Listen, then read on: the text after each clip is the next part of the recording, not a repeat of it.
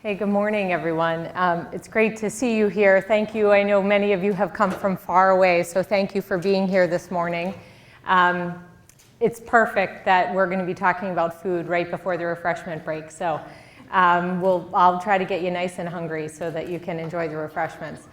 This is your time this morning. I want to make this as interactive as possible. If something doesn't seem clear or one of the slides triggers a question for you, feel free to raise your hand and ask. I've purposely tried to build in lots of time at the end for question and answers. And there is no nutrition question that is off limits, nothing that might seem random, so it's all fair game. So let's make sure that you're able to really get to the heart of what you are looking to get at in terms of putting a healthy diet together. So I promise that I will not be beating you with a carrot stick. A lot of my patients, I think, are worried that I'm going to put them on a really terrible, boring, unhealthy diet, and we won't be doing any of that. There has to be a real food pleasure component. A lot of my patients will ask me questions about certain restricted diets that they wonder that they should be on. We'll go through some of those today. But I think some of the medicinal aspects of diet are very important to consider. But we also need to make sure that food pleasure is still an important part of it. It's important that you're able to socialize and have family functions and enjoy some of your favorite foods. And if we need to get savvy about modifying textures or modifying consistencies to make sure that happens, that's something that we can absolutely cover today, or you can work with your physician on, because food pleasure is an essential part of a healthy diet. So these are some nutrition concerns that I go through with my clients. You may have others that, again, I'm very happy to discuss today. But a lot of people want to brainstorm about the question of whether or not they should be on an anti-inflammatory diet. So we'll talk a little bit about that today. Many of our patients have GI complications. So I am a registered dietitian, but I'm actually embedded within our division of gastroenterology. My colleague, Dr. Brenner, is here today to talk specifically about fecal incontinence. And our patients really run the spectrum of being very constipated and not having normal bowel movements, let's say, except for once a week or once every 10 days. Or our patients have issues where they're going to the bathroom all the time. And sometimes that can be from bacterial overgrowth, which we'll talk a little bit about. So we can talk about really improving some of these symptoms and using diet as a mechanism to do that. Many of our patients feel full early. They're excited to eat. They sit down, the food tastes good, and they get halfway through their plate and they are done. So we'll talk a little bit about modifying that.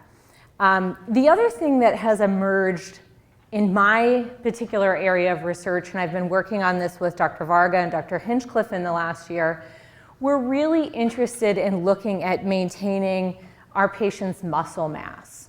So a lot of our patients will say to us, I've lost weight, but I feel like I'm more flabby than I used to be. I feel like I've lost muscle. It hasn't been fat. So we're really interested in trying to maintain muscle mass and maintain that thing that makes you feel like you're strong and functional, and we'll talk a little bit about how to do that with diet. And then finally, we'll go through vitamins and answer questions for you there. So some of you may have seen this. Dietitians, we love to put things in pyramids and plates, and I've got another kind of plate picture here for you. But this is an area that I want to spend some time talking about, which is the Mediterranean diet. And there's lots of books, and I think Dr. Oz talks about it a lot. My mother always calls me to tell me what was on Dr. Oz for the day, especially if it relates to nutrition. We are really interested in looking at this in our Scleroderma patients, because this is not a crazy diet. You're not cutting out major food groups. What we're doing is emphasizing things that have some real medicinal properties, like these healthy fats. And we'll talk a little bit more about how to do that. We want to get more fruits and vegetables into our patients because there's a specific antioxidant benefit to doing that. And sometimes we have to get crafty about how we modify textures. I don't expect my patients to sit down and eat a large kale salad. I probably couldn't do that myself. But certainly roasting dark greens, pureeing them in a soup or in a smoothie, you still get the nutritional benefit, and you can be savvy about getting it in a texture that works well for possibly your esophagus or for your intestinal tract. So many of my patients ask me, should I be on a special anti-inflammatory diet? And there are tons of books out there, tons of websites focused on inflammatory properties of food. One of the little caveats that I want to tell you about this discussion of inflammation and diet is that most of what we know about inflammation and diet really is because of the research that has been done looking at heart patients. So we look at blood vessel health and inflammation in overweight heart patients or overweight diabetic patients. There has been very little to no scleroderma specific research looking at specific foods and their anti-inflammatory properties. Dr. Varga and I are actually going to be looking at some of that, looking at the use of dark green vegetables and inflammation in our patients. But whenever we are talking about inflammation and diet, we're kind of borrowing a little bit from heart disease and what we've learned about heart disease. And so I want to be careful that you don't feel too much pressure to kind of cut things out of your diet because you've read that they are pro-inflammatory, because we don't exactly know that. What we do know, though, is the core of a healthy diet. Things like fruits and vegetables, whole grains, they can be wheat-based or non-wheat-based, having lots of healthy fats in your diet, and I'll show you what counts as a healthy fat in a minute. That these are things that overall seem to reduce inflammation. So we want more of those. And when we're talking about inflammation here, we're talking about keeping your blood vessels healthy and keeping some of the blood markers of inflammation suppressed. Things that we know in our heart patients are not good for blood vessels are things like refined sugars. And so here we're talking about lots of soda, sweets, refined starches, things like potato chips or pastries, and then bad fats like saturated and trans fats. And I'll show you some of that in a minute. This is another way to look at it. This is a Mediterranean diet, but in a portion-controlled setting. So some of my patients, we work on helping them gain weight. And other clients of mine, we work on helping them lose weight.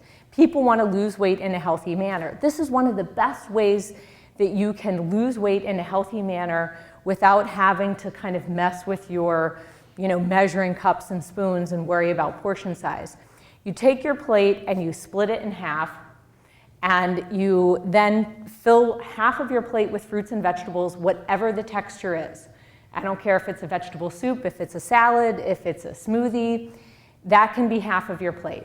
The other half of your plate you can split into quarters, and that's where your lean protein and your whole grains can go. Specifically, I want to talk about the whole grains just for a minute. Many of my patients ask me if they should be gluten-free or if they should be wheat-free. And I do want to address that. At this point, there's no reason for patients with scleroderma to be wheat-free. However, if you are noticing a lot of GI symptoms, a lot of intestinal bloating, a lot of gas, a lot of pain or diarrhea, it's important that you talk with your doctor or get referred to see a gastroenterologist, because patients with one autoimmune disorder, like scleroderma, are more likely to have another. And celiac disease, which is a wheat allergy, is more prevalent, it's more common in patients with things like scleroderma, rheumatoid arthritis, Sjogren's syndrome. So to treat scleroderma, we do not recommend that people need to be wheat-free. However, if you're having a lot of bowel symptoms, it's a good conversation to have with your doctor or with your gastroenterologist to make sure that there isn't some other GI issue going on that could be treated with diet, like a wheat allergy. So one of the things, I'm not pushing Cheerios on anybody, I promise, but one of the things my patients ask me is, okay, if I'm going to do a whole grain, how do I know what I'm looking for? One of the best ways to look for a whole grain, so we often think of whole wheat as a whole grain, and that's true, but there are many other whole grains out there. Corn can be a whole grain, like if you're doing corn tortilla, that's 100% cornmeal. Brown rice, quinoa, oats, these are all fair game in that whole grain spectrum. And the way that you know when you look on the nutrition fact label, you don't look at the grams of fiber or anything like that, you look at the ingredients. And you want to see the first or the second ingredient tell you 100% whole grain oats or 100% whole brown rice or whole wheat flour. That tells you that the first ingredient you're getting is actually the whole grain. So the other thing that people ask me is, well, why should I care about whole grains? You know, what health benefit do they confer to me? Whole grains are one of the best ways for you to get essential vitamins that are kind of hard to get otherwise. Things like magnesium, vitamin E, fiber, B vitamins. And these are things that in women in particular have been shown to help control blood pressure and overall reduce heart disease risk. So I think in the picture of looking at diet as it relates to scleroderma, we still need to make sure that we're maintaining this wellness umbrella and looking at the whole part, you know, all of your wellness, your blood vessel wellness, your overall longevity and feeling well. And you don't have to have whole grains every meal, but when you are having grains, we want them to be whole. And this is how you look at the label and figure out if it's a good choice for you. Of course, I love for people to kind of add in fruits and vegetables at every meal. Again, doesn't matter if they're fresh, frozen, doesn't matter if they're pureed or cooked. Whatever texture you can handle, you're still getting a ton of nutritional benefit. So here's a few tips that you'll have access to just on getting more fruits and vegetables. One of the things that most of our patients talk about is, you know, I buy them, the pineapple sits on my counter, I forget to cut it up or I'm too tired. There is no loss of nutritional value if you're buying things that are pre-cut. Frozen fruits and vegetables, especially in the winter months, often have more nutrition than fresh. So there is no sacrifice if you are a person that likes to go to Costco or Sam's and buy, you know, big bags of frozen fruits and vegetables, use them in your smoothies, use them in soups, and that's the primary way that you get vegetables. That's great. Don't feel that you need to be eating a salad in order to be getting the full nutritional benefit of your diet. So I promised that I would tell you a little bit about what healthy fats are, and then we'll kind of move on to some of the other questions. On the left here, you can see monounsaturated fats are what we consider healthy fats. So we've really changed our perspective on fats in the last several years. Back in the 80s, if we all remember the low-fat diet, the Dean Ornish diet, if anybody was ever on that, the low-fat diet craze, I think we pushed people to really limit their total fat. And now what we've seen because of the Mediterranean diet research is that the type of fat is far more important than the amount of fat that you're eating.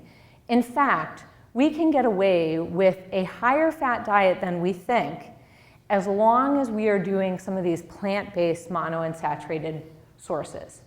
So drizzling olive oil on your cooked food, adding avocado to tacos, having a natural peanut butter or almond butter, these are all healthy fats that we really like to play up in your diet because they have significant blood vessel benefits and they also offer significant anti-inflammatory properties. We did a study here that I'll introduce you to in a minute, and we gave our patients kind of a goodie bag of snacks. And one of the goodie bags that we gave were bottles of olive oil. My colleagues would often walk into my office and say, like, why do you have cases of olive oil in here? What are you doing? But we would give people bottles of olive oil and we encourage them to drizzle olive oil on their cooked food. It's fine to cook with it, but when you drizzle it on your food once it's already been cooked, you really optimize some of the antioxidant benefits of using a healthy fat. So if you are looking to add calories, if you're a person who has lost weight, using heart-healthy fats is an excellent way to add calories and still also get a lot of nutritional benefit. So these are other questions that I like to go through with my patients. People often want to know how we can modify GI symptoms. And like I said, constipation is one thing that we often talk about, but bloating and gas is something that we often spend quite a bit of time talking about. I often remind people when they come to meet with me, especially in the GI clinic, there is no bowel discussion that is off limits. You know, my clients always say, oh, I hate talking about this. I say, you are in the right place. So these are some of the techniques that we use. We love to cook vegetables and peel the skin on vegetables and fruits. That helps to break down some of those fibers that can create gas. You still get a lot of nutritional benefit. I think we've done a disservice to people over the years by making them feel like all the nutrition is in the peel of their fruits and vegetables. It's not. So peeling it or cooking it still retains significant nutritional benefit. And then we also do something called a FODMAPS diet, which I'll show you in just a minute. The other complaints that are fair game, if anybody wants to ask about them or discuss in further detail, we can. Many of our patients suffer from reflux or difficulty swallowing. They feel full early. And I highlighted two, early fullness and bloating, that we're going to talk about, but certainly any of these are fair game for us to discuss in further detail. So if you are someone who feels full early, you sit down to a meal and you get 25% of the way through it or 50% of the way through it, and you can't eat anymore, we'll talk a little bit about what you want to do. On one hand, that's okay, as long as you feel like your weight is kind of maintaining itself. If you notice that you are losing weight and that feels uncomfortable to you and to your physician, then we know if you're a person that can't eat all of your meal, then we have to play catch up with your snacks.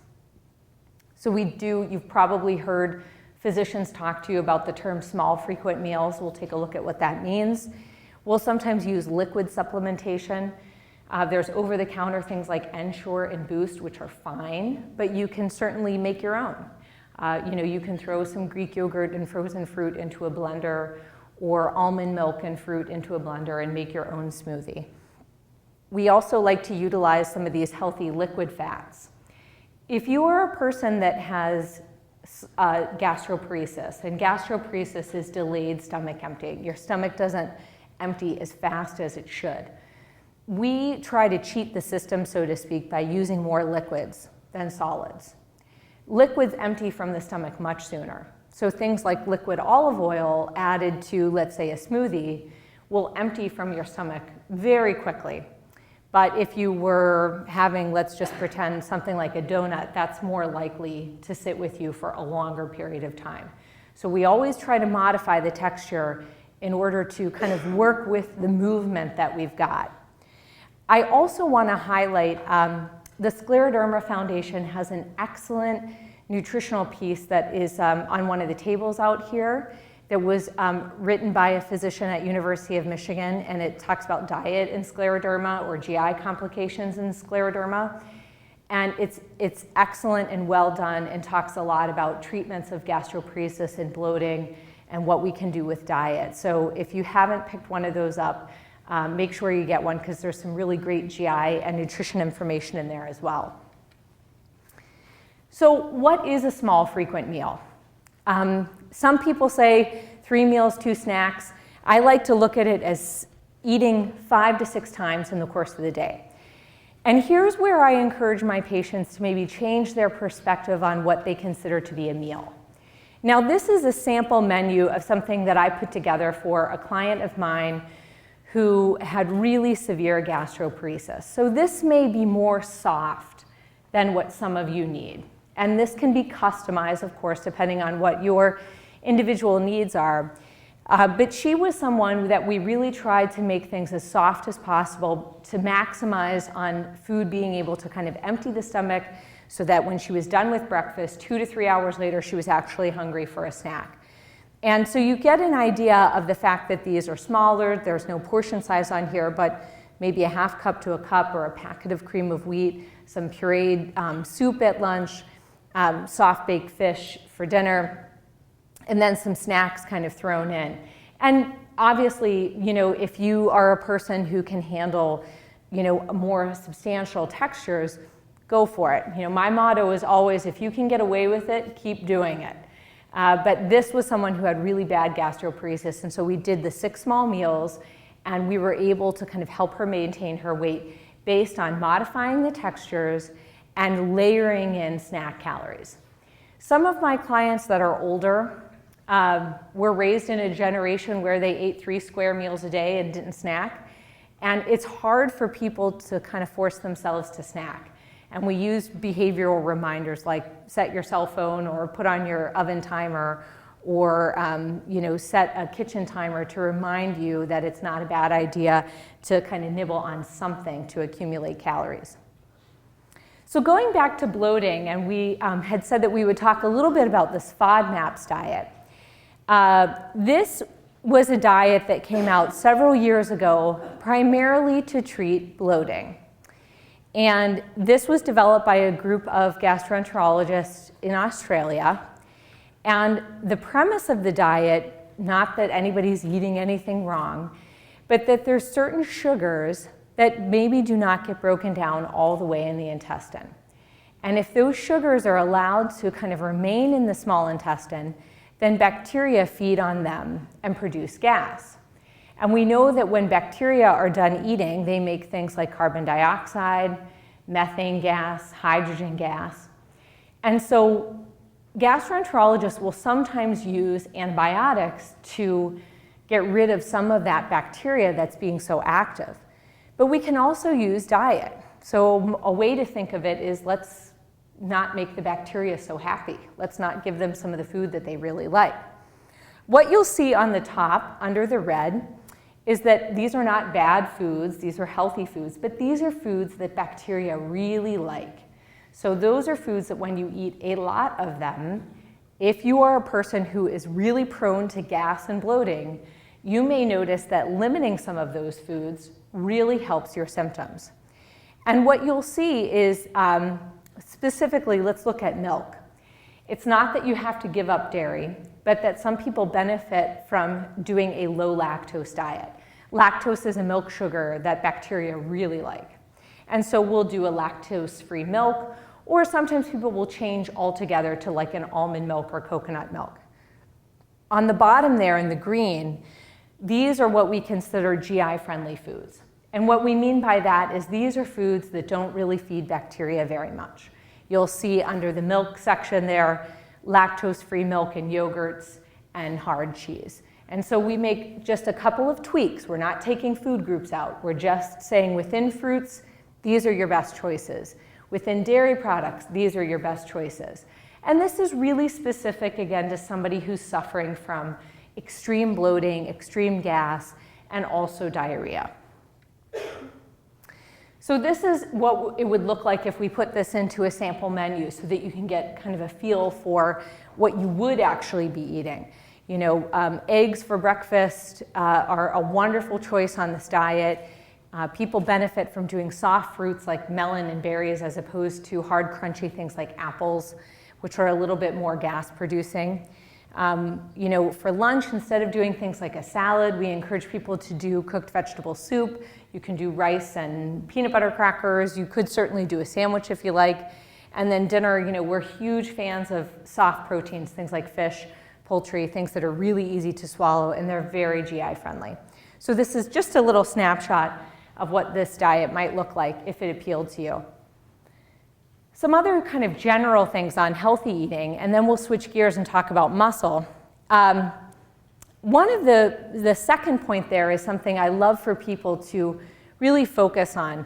I think we've gotten people into the habit of believing that unless they have roasted salmon and greens and some starch for dinner, that they don't have a healthy, complete dinner. So if you've had something like that for lunch, there's no problem with you coming home and having a bowl of cereal and a boiled egg. Your stomach is just as capable of digesting breakfast foods for dinner as it is breakfast foods at 8 o'clock in the morning. So all it really cares about are proteins and carbohydrates and healthy fats. So if you're the person who gets home at the end of the day and you're exhausted and scrambled eggs and toast sounds like a great dinner, nutritionally, that's healthy. So I want to make sure that there's not too much nutritional pressure on you to have this perfect diet, because I think it inhibits people from having really foods that they enjoy as well. So if we transition here and we talk about muscle mass, one of the really important things that has come out in the past couple of years with research is we want to make sure that our patients are getting enough protein, which we'll talk about, and we also want to make sure that people are maintaining their weight.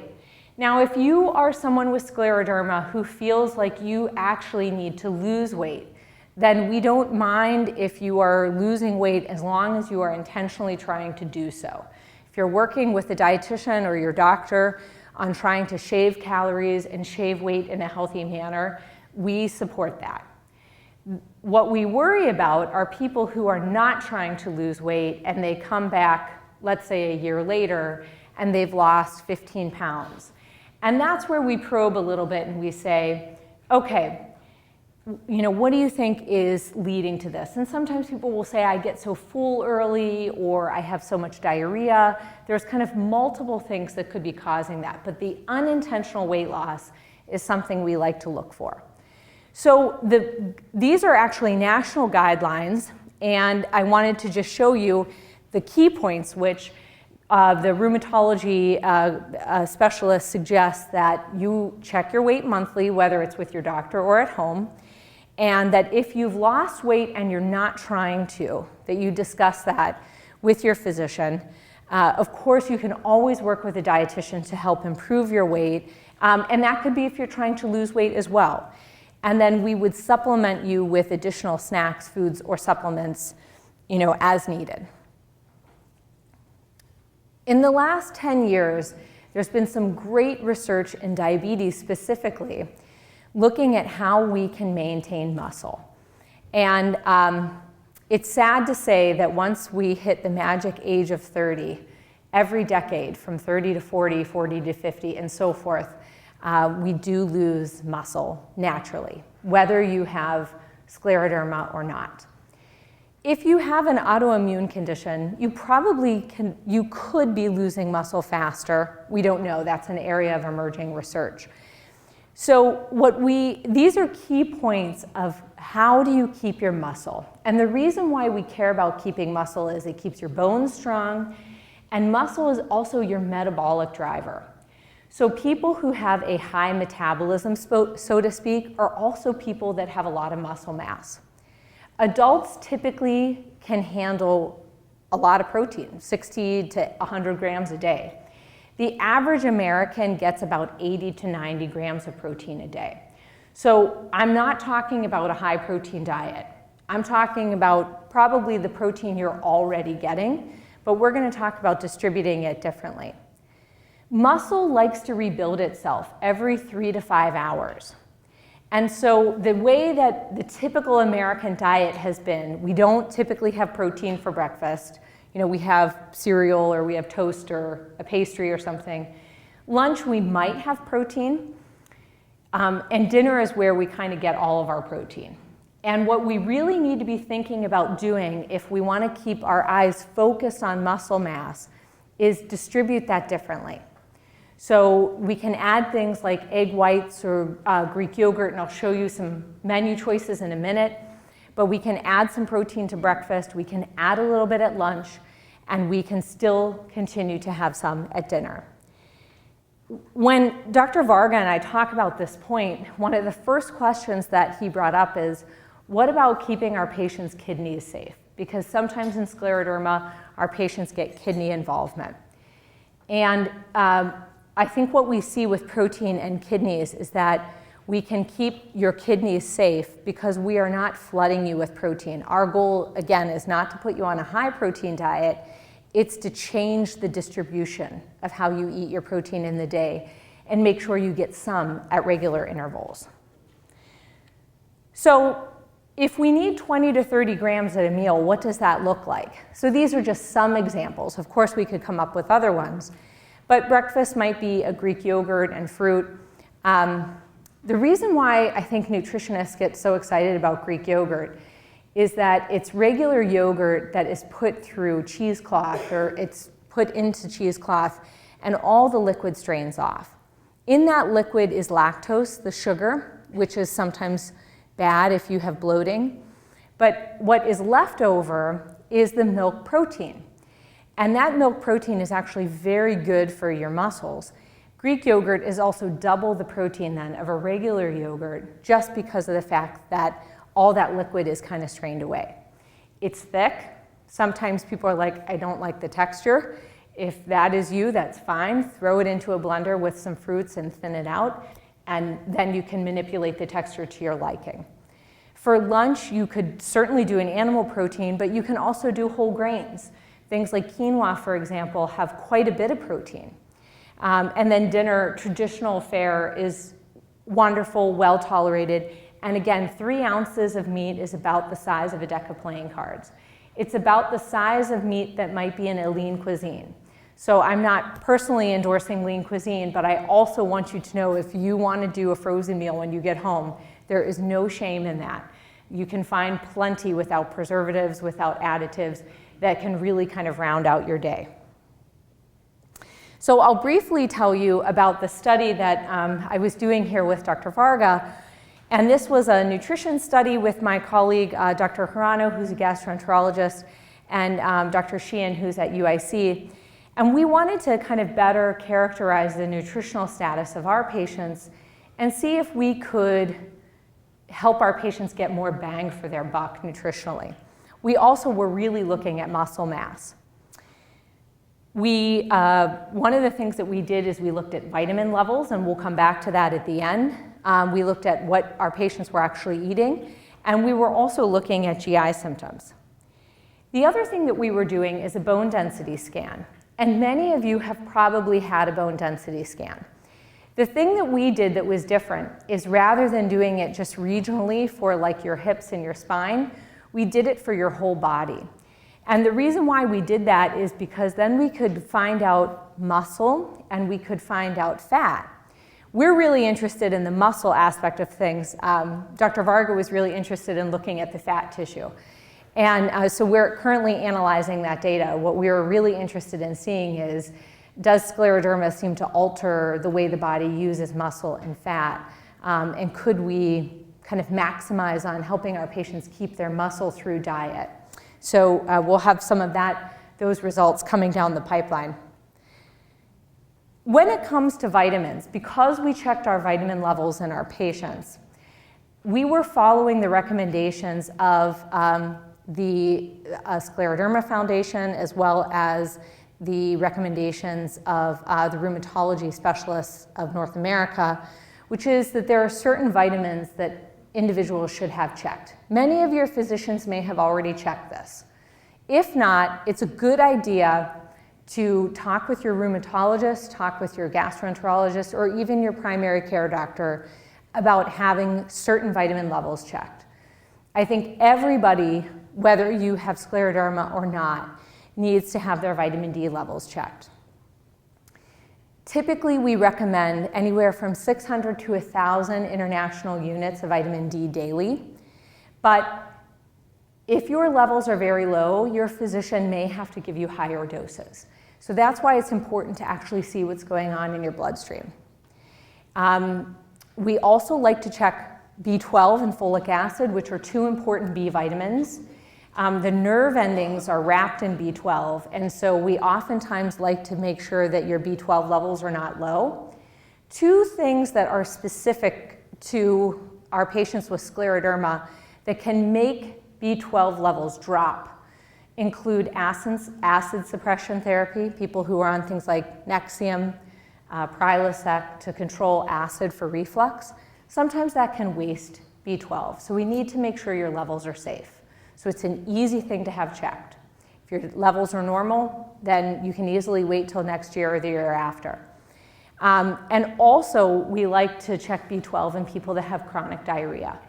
Bacteria, when there is bacterial overgrowth in the intestines, bacteria eats a lot of our B12 and can kind of steal from us. So again, we like to check your B12. And then many of our patients who complain of fatigue, we always want to check your iron level, and specifically your iron stores. You may have heard of that as a ferritin level, so we like to check your ferritin and make sure that looks normal. So the other big question that I answer with clients often is, should I be taking something preemptively?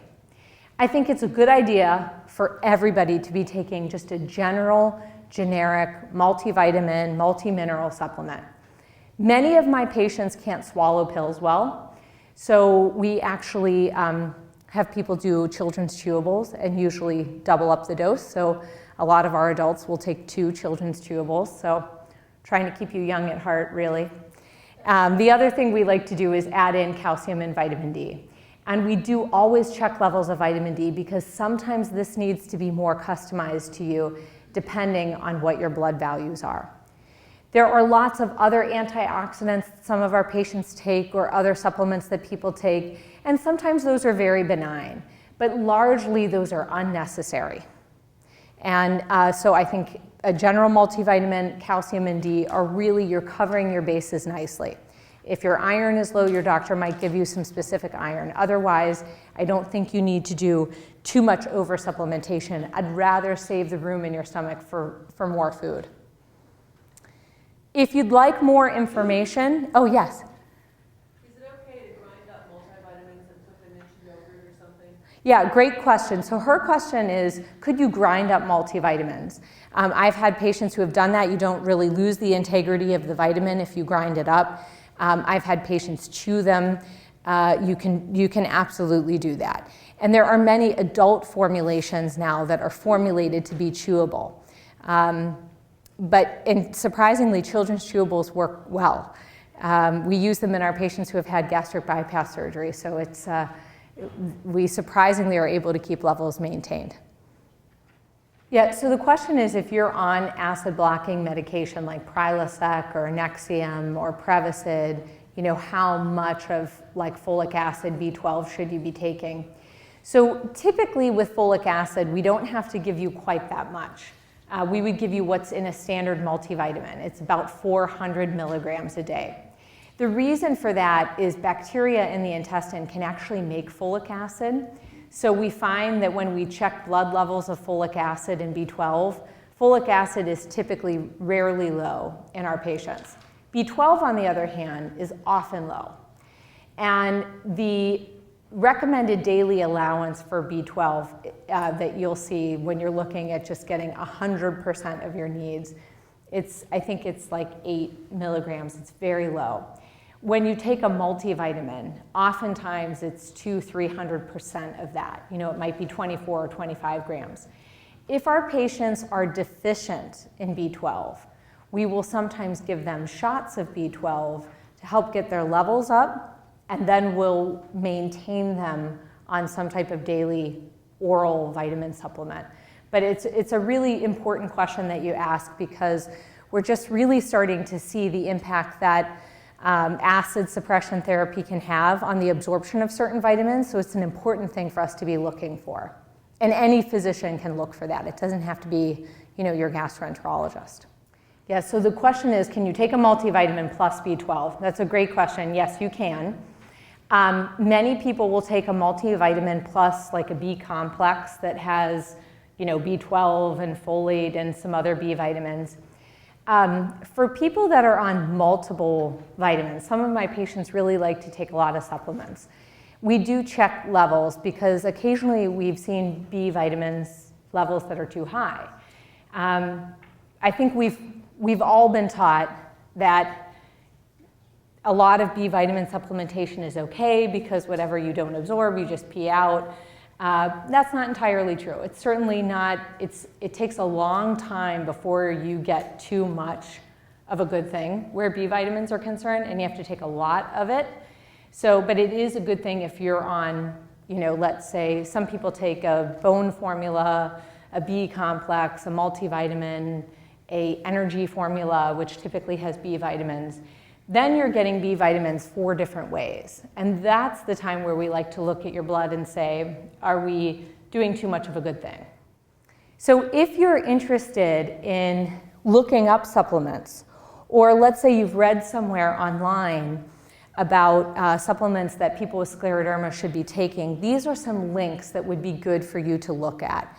The National Institute of Health has their own dietary supplement website that is a wonderful resource that you can go on and look up anything from echinacea to vitamin D, and you can see if it interacts with any of the drugs that you're taking, and you can also see if there's any issue with you taking it long term. One of the supplements that has just been, I think, frowned upon recently has been ginkgo biloba, because we found that it's interacting with a lot and actually does not do anything to help with memory like it's been reported to over the past several years. So any supplement like that that you're interested in trying, check it out first, see if it's really worth your money and your time. Of course, you can always talk to your doctor, but this is where you're going to really find some information to, I think, inform your conversation with your doctor. Of course, the Institute of Medicine and this really other nice website, the Complementary and Alternative Medicine site within the National Institute of Health, can provide you with lots of information on supplements, and especially, if they interact with anything you take.